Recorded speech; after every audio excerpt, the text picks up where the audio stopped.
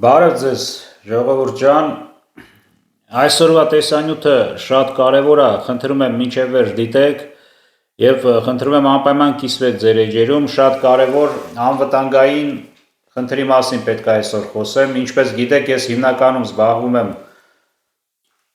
անվտանգային հարցերով, ուսումնասիրում, վերլուծում հիմնականը։ Հիմա մի հատ կարևոր խնդրի առաջ են կանգնած, որի վրա շատ քչերն են ուշադրություն դարձնում։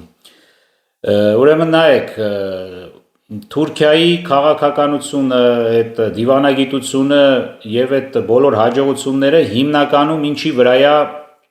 հիմնված։ Դե Թուրքիա ասելով Ադրբեջանը նույնպես նույնն է։ Տեսեք, իրանց ամենահզոր զենքերից մեկը դա իրանց բնակչության արագ աճն է։ Դա իրանք օգտագործում են որպես զենք։ Եկեք մի հատ հիշենք, ուրեմն Կիպրոսի օրինակը, ոնց թուրքերը հունական հույների պապական հողը,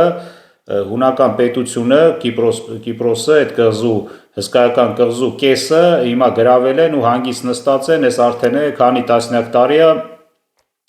ճիշտ է, ոչ մի պետություն չի դա համարում որպես պետություն, բայց Թուրքիան դա ճանաչում է որպես պետություն, մենակ Թուրքիան է ճանաչել, ոչ մի աշխարհում ոչ մի պետություն, ինչքան գիտեմ, չի ճանաչել այդ իրանց ասած հյուսիսային Կիպրոսը, բայց ոնց իրանք այդ Կիպրոսը գրավեցին, այդ մի օրինակն եմ էլի բերում, որը շատ հին պատմություն չի։ Ուղղակի քիչ-քիչ տեղափոխվեցին մոտիկա Թուրքիայի սահմանին շատ։ Թուրքերը ապրելու տեղ քիչ-քիչ տեղափոխվեցին, քիչ-քիչ, massայական չէ։ Շատացան, իրանք մի 25-30 տարում շատ մեծ աճ են ունենում, շատացան ու սկսեցին հույների հետ կռվելը, իրանց հույների տարածքում սկսեցին կռվելը այդ կղզու տարածքում, նույնիսկ հույներին ճնշում էին կարելի ասել, դա չեմ հիշում, սրանից երևի 50 տարի առաջ երևի, թվերը չեմ հիշում լավ, մի խոսքով, հետո Թուրքիան ընդեղ հայտարարեց, որ թուրքերին նեղում են, զորք մտցրեց, այդտեղ եկա պատերազմ, վերջը տենց միջազգային խաղաղապահ է հիմա այնտեղ կանգնած, բայց փաստը մնում է փաստ, որ այդ տարածքի կեսը իրանք հայտարարել են պետություն, թուրքական Կիպրոս, հյուսիսային Կիպրոս են անունը դրել ու թուրքերը այդտեղ տիրում են։ Ու համարյա որ պատմությունը ուսումնասիրում ենք, ամբողջ պատմությունը թուրքերի հետ կապված, որ այս մեր հողերը, հայկական հողերը, հույների, մյուս ազգերին, որ այսպես կարողացել են ճնշեն, այս նույն ձև է եղել սկզբից։ Այդտեղ չեն եղել, չէ, քիչ-քիչ եկել են, բազմացել, շատացել այտենց։ Հիմա ինչի համար եմ սա ասում։ Մի հատ խնդրում եմ մինչև վերջ նայեք այս տեսանյութը։ Տեսեք ինչա մեզ սպասվում կոնկրետ, սա ես ինձանից չեմ հորինում։ Սա ասում եմ ուղիղ պատմությունը, ինչ որ պրակտիկան արդեն ցույց է տվել, ինչ որ կատարվել է հենց մեր հետ, ոչ միայն հույների, բոլորի հետ։ Այս նույն բանը իրանք անում էին Հայաստանի հետ սովետական միության ժամանակ, քիչ-քիչ տեղափոխվել էին, այդպես ահագին, Փաշինյանն ասում է, չէ, Շալեմյանի ահավոր թվեր ասում, որ չգիտեմ ինչքան թուրք էր ապրում Հայաստանում, իրանք բնիկ տեղի ապրողները չէին, բոլորը եկածած էին, հիմնականում եկել էին սովետական միության ընթացքում այդ տասնյակ տարիների ընթացքում շատացել, նույնիսկ մի գյուղ կարող է ամբողջությամբ համարյա թուրք լիներ Հայաստանի տարածքում։ Հիմա տեսեք ինչ կատարվավ ու սա ոչ մեկ չի նկատում համարյա։ Այդ 90-ականներին, որ Արցախյան պատերազմը սկսեց, թուրքերը Հայաստանից գնացին, փախան կարելի ասել, իրանց ոչ մեկ չի սպանել, իրանք թողին գնացին, որովհետև անվտանգության հարցերով իրանք վախենում էին։ Նշեմ, որ ոչ մեկ Հայաստանում Սումգայիթից, Բաքվից հայերը որ դուրս եկան, ցեղասպան լինելով, կոտորվելով են դուրս եկել։ Իսկ Հայաստանի տարածքից, որ թուրքերը դուրս են եկել, ադրբեջանցիները, այսպես կոչված, ոչ մի ինչ որ սպանություններ կամ չգիտեմ, իրանց նույնիսկ տները շատերը ծախել են, նոր են գնացել, հիմնականում իրանց վեշերն էլ տարել են։ Շատ դեպքերում հիմնականը տենց է եղել նորմալ ձևով։ Թուրքերի պես մենք իրանց չենք կոտորել, իրանք դուրս են եկել, բայց տեսեք, այդ իրանց դուրս գալը, թուրքերի Հայաստանից դուրս գալը մի հատ շատ կարևոր մեր համար, ասենք, ստրատեգիական խնդիր էր, որը լուծվեց։ Կարելի ասել Արցախի ազատագրելուց հետո երկրորդ խնդիրը դա էր, որ թուրքերը գնացին ու չշատացան, մեզից տեղից չվռնդեցին։ Եվ իրանց մոտ այդ խնդիրը չկարողացան իրանք իրականացնել, որը իրանք իրականացնում են 30 տարում, 35, նույնիսկ 25, նույնիսկ 40 կարող լինի, կապ չունի։ Ադրբեջանը Թուրքիայի հետ միասին այդ խնդիրը չկարացան իրականացնել, Հայաստանը հետագայում, այսինքն այս մեր օրերում արդեն օկուպացնելու ամբողջությամբ, որպես մեծամասնություն։ Այդ խնդիրը իրանք չեն կատարել։ Հիմա տեսեք, իրանց համար ոչ թե միայն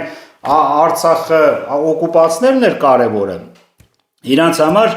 այդ խնդիրը, որ պետքա ստեղ թուրքերը բազմանային ու հայերին նեղեին արդեն դառնային մեծամասնություն, այդ խնդիրը իրանք չեն կարողացել կատարել։ Բայց խնդիրը դրված է, իրանք այդ խնդիրը դրված է ուզում են անեն։ Հիմա այսօր իրանք այդ շանսը ունեն այդ հարցը լուծելու մի 30 տարի հետաձգվելով, այսինքն 30-40 տարի հետաձգվում է իրանց հարցը, այսինքն այդ 300,000 հոգին, որ իրանք ուզում են ուղարկել, դա հենց այնպես չի, օրինակ իրանք ունեն այդ այդ ռեսուրսը 300 էլ ունեն, 400 էլ ունեն, իրանք այդ ռեսուրսը ունեն ուղարկելու, որ ասում եք ով պետք է հելնի գա, չէ, իրանք ասելու են այն խեղճ ու կրակներին մյուս կապը, դա կապ չունի, կարևորը իրանք ազգը լինի, ապահովելու են, իրանք ուղարկելու են, եթե այսօր չէ, վաղը միսօրը եթե Փաշինյանը ընտրվավ, մնալու է այդ հարցը լուծելու են, ուղարկեն, ամենակարևոր իրանք համար այսօր ստրատեգիական խնդիրը դա է, որպեսզի Հայաստանը հետագայում կարողանան օկուպացնել հանգիստ ձևով, թավշյա ձևով, առանց մեծ պատերազմների։ Դրա համար ցանկացած դեպքում այդ հարցը պետքա ասենք մենք բարձրացնենք, ժողովուրդը պետքա բարձրացնի, որ մենք համաձայն չենք, որ այդքան ադրբեջանցին գա Հայաստան։ Համաձայն չենք, մեզ այսինքն ով է հարցնելու, եթե Փաշինյանը լինի երկրի ղեկավարը, առանց հարցնելու էլ բերելու են, դա չի հարցը, բայց հասկացեք ինչի մասին է խոսքը, կարևորագույն անվտանգային ստրատեգիական խնդիր է։ Հետո ուժով չենք կարողանալու այդ հարցը լուծենք։ Այս Արցախի կորուստը, մյուս կորուստները այդ Ադրբեջանի համար կարելի ասել այտենց ամենակարևորը չի, ասեմ ձեզ, ամենակարևորը չի, իրանց համար ամենակարևորը այդ ժողովուրդը գան այստեղ 25 տարում այդ 300,000-ը դառնա 3 միլիոն, 2 միլիոն կամ թեկուզ 1 միլիոն, իրանք գիտեք ինչ ձև են, իրանց այդ ծնեությունը շատ ավելի բարձր է, իրանց ամեն ընտանիքում 5, 6, 10 երեխա են ունենում, ամեն կինը կարելի ասել, նու էդի հասկանալի է ոնց է։ Դրա համար այս մի խնդիրը իրանք չեն լուծել, հասկանում եք, չէ՞, հիմա իրանք այս խնդիրը պետքա լուծեն։ Այս խնդիրը պետքա լուծեն,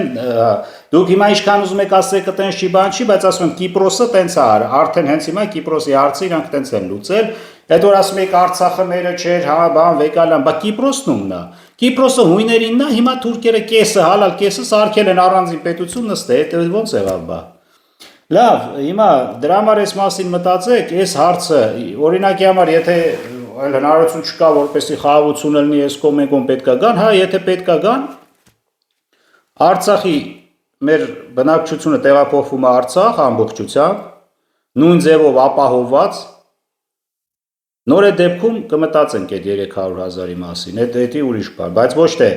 ասում ենք արցախցին չի կարա գնա Արցախ, ապահով, կամ եթե ուզում ես գնա Թուրքի դրոշի տակ ապրի, իսկ ադրբեջանցին կարա գա, ասենք սա դավաճանություն, օրինակ ես համարում եմ սա դավաճանություն, եթե մի մարդ կա, ղեկավար կա մեր Հայաստանը, որ ասում է թո արցախցին չգնա, չի կարա գնա ապահով Արցախում ապրի, հայերը չեն կարա Արցախում ապրեն, բայց ադրբեջանցիները 300,000 կարան գան Հայաստան ապահով ապրեն, այդ մեր հիմա եմիկվա երկրի ղեկավարների ասածն է, համարյա այս ձև են ասում։ Դրա համար մտածեք, այս հարցը շատ կարևոր է, ասենք պետքա սրա մասին մտածենք ու հանկարծ սա թույլ չտանք։ Այսքանը առայժմ շնորհակալություն։